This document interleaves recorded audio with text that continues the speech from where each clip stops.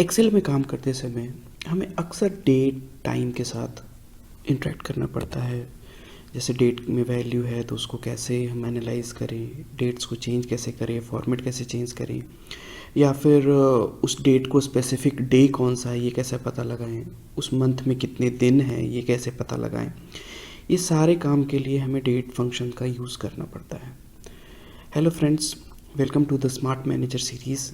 और आज हम लोग डेट एंड टाइम फंक्शन के बारे में कुछ जानेंगे।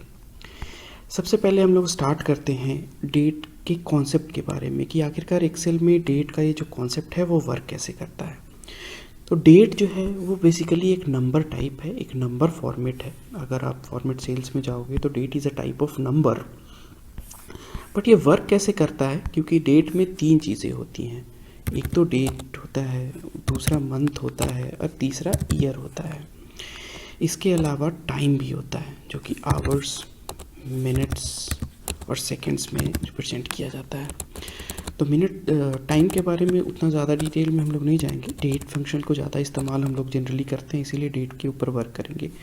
मैं आपको एक एग्जांपल देता हूँ। हम लोग यहाँ पे एक नंबर सीरीज छोटा सा बनाते हैं। ये नंबर्स है, सब लोग जानते हैं। लेकिन अगर हम इसे डेट में कन्वर्ट करेंगे,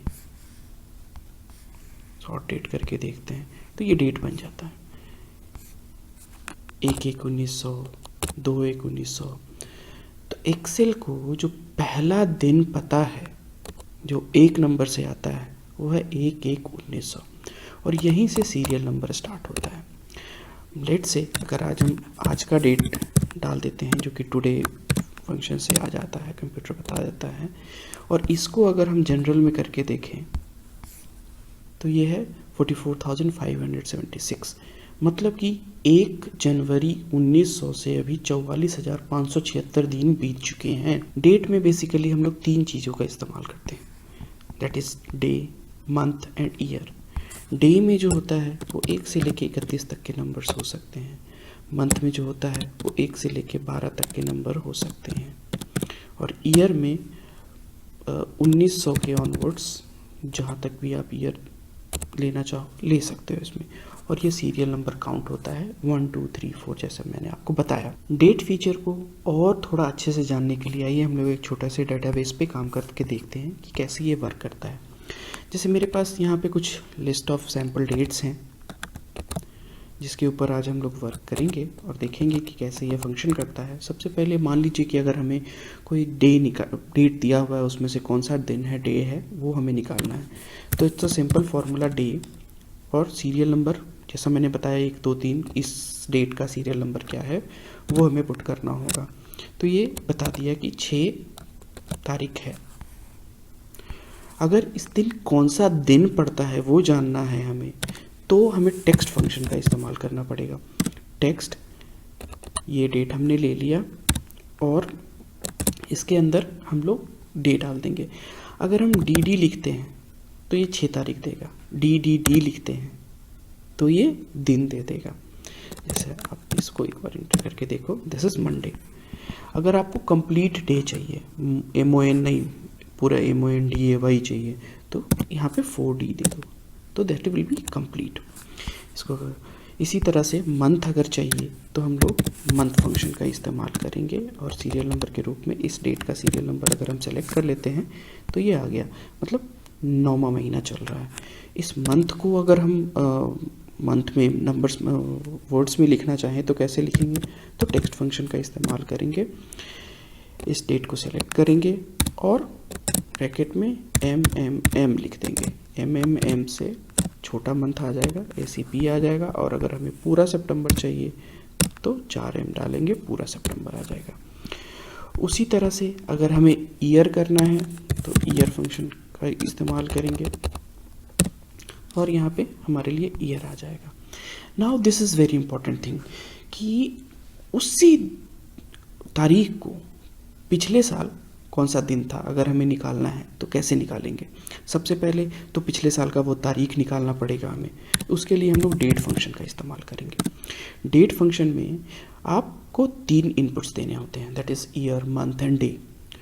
ईयर हमारा सेम रह जाएगा, ईयर जो हमारा है वो लास्ट ईयर का हमें लेना है। तो यहाँ पे से हमने ईयर सेलेक्ट कर लिया, -1 कर दिया, मतलब पिछले साल का। अगले साल का लेना होगा तो +1 कर देंगे। उसी तरह से मंथ भी हम लोग इससे सेलेक्ट कर लेंगे। मंथ चूँकि हमें सेम डेट का लास्ट ईयर लेना है तो मंथ सेम रहेगा। उसी तरह से डे भी हम इसी का सेलेक्ट कर लेंगे, डे भी सेम रहेगा क्योंकि लास्ट ईयर का सेम डे लेना है। तो दिस इज़ अ फॉर्मूला से मैंने लास्ट ईयर सेम डे निकाल लिया। जैसे यहाँ पे 6 सितंबर 2010 है और यहाँ पे 6 सितंबर 2009 आ गया। अब इसका डे हमें निकालना है। इट्स अ सिंपल, जो हमने पहले इस्तेमाल किया, टेक्स्ट, इसको सेलेक्ट करेंगे, D D D D, it was a Sunday. तो इस साल यहाँ पे मंडे आया, पिछले साल सेम डे संडे था। इसी तरह से हम लोग लास्ट डे निकालते हैं कि इस स्पेसिफिक मंथ का लास्ट डे कौन सा था या लास्ट डेट कौन सा था। अगर हम लोग डेट निकाल लेंगे तो डे ऑटोमेटिकली टेक्स्ट फंक्शन का इस्तेमाल से निकाल लेंगे। लास्ट डे अगर इस मंथ का निकालना है तो हमारे एक्सेल में एक फॉर्मूला आता है, एंड ऑफ मंथ। सिंपली इसको सेलेक्ट करेंगे, गिव दैट डेट कि किस मंथ का आपको लास्ट डे चाहिए। मंथ्स का मतलब है कि कौन सा मंथ, जो मंथ इस डेट में डाला हुआ है वही मंथ, उसके पहले वाला मंथ या उसके बाद वाला मंथ। अगर हम लोग 0 डालते हैं तो ये सितंबर का लास्ट डे डाल देता है यहाँ पे। इसको हम लोग डेट में बदल लेंगे। और अगर हम इसमें 0 के जगह पे 1 डाल देते हैं तो सितंबर के बाद अक्टूबर आता है, अक्टूबर का लास्ट डेट डाल देता है। और अगर हम -1 डाल देते हैं तो ये अगस्त का लास्ट डेट डाल देता है। तो आप उस हिसाब से कर सकते हो। अगर हम 0 रखते हैं तो सेम मंथ के लास्ट डे के बारे में ये बताता है। उसी तरह से अगर हमें फर्स्ट डे निकालना है तो फर्स्ट डे का कोई स्पेसिफिक फार्मूला नहीं होता है, सिंपली हम लोग एंड ऑफ मंथ का ही इस्तेमाल करेंगे। इसका एंड ऑफ मंथ हम लोग उस मंथ का स्पेसिफिक ले रहे हैं तो -1 से हमारा लास्ट मंथ का लास्ट डे आ जाएगा और +1 कर देंगे तो करंट मंथ का फर्स्ट डे आ जाएगा। अब हमें एक चीज़ और निकालना है कि इस स्पेसिफिक मंथ में दिन कितने हैं, क्योंकि बहुत बार हमें नंबर ऑफ़ डेज़ के बेसिस पे कैलकुलेशंस करने होते हैं। तो हमें क्या करना होता है, जनवरी के लिए 31 डे, फरवरी के लिए 28 और 29 डेज़ मैन्युअली लिखना पड़ता है। लेकिन एक्सेल के इस फीचर के इस्तेमाल से हम नंबर ऑफ़ डेज़ निकाल सकते हैं। उसके लिए क्या करना होता है कोई बहुत बड़ा फॉर्मूला नहीं है, जो आपने सीखा है, एंड ऑफ मंथ का ही इस्तेमाल करना होता है। एंड ऑफ द मंथ, इस मंथ का हमें लास्ट डे निकालना होता है। लास्ट डे हमने निकाल लिया। इसी फॉर्मूला में अगर हम डे निकाल लें कि लास्ट डे का डे क्या है, तो that will show you number of days in that month. अब इसको मैं नीचे तक ड्रैग अगर कर दूं